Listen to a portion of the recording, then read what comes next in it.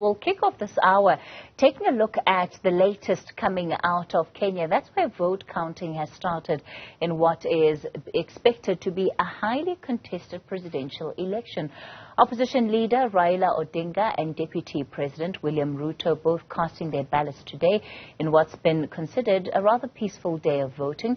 Provisional results are expected to start streaming in later tonight, but it could take days for the official result to be announced. We're joined now by Voice of America's Kennedy Wandera, who is in Nairobi for us tonight. Kennedy, good evening to you. Thanks for your time. So you are at one of the centers where the vote counting will be taking place, or that's where they're being collated really from what is being sent through nationally. Give us a sense of how voting has gone for the day.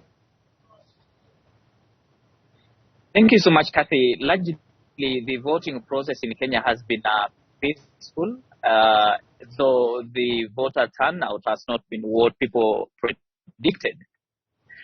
But largely it has been peaceful across the country, and now 2 hours later, the results are streaming in through a number of media portals, media organizations who have set up portals that is also accessible to IEBC, which is the electoral body. So on Kenyan screens, there are results that have begun streaming in, but those results are just provisional. Kennedy, when you talk about voter turnout not being what people had anticipated, is it lower, is it higher? Give us a sense of what you have seen today. Yeah, largely the voter turnout as compared to 2017, this particular time the voter turnout has been so low, but a few hours when the electoral commissioners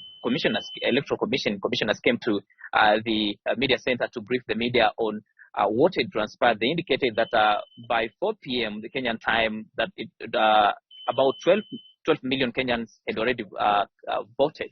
So, but they anticipate perhaps the voter turnout could be around 60%. So that will be so low as compared to when President Kenyatta was seeking re-election in 2017.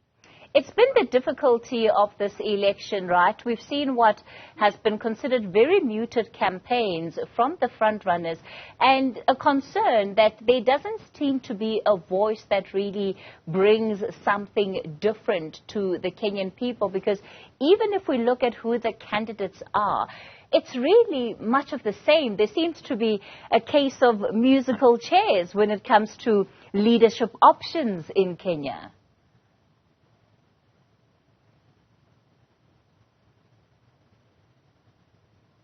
Absolutely.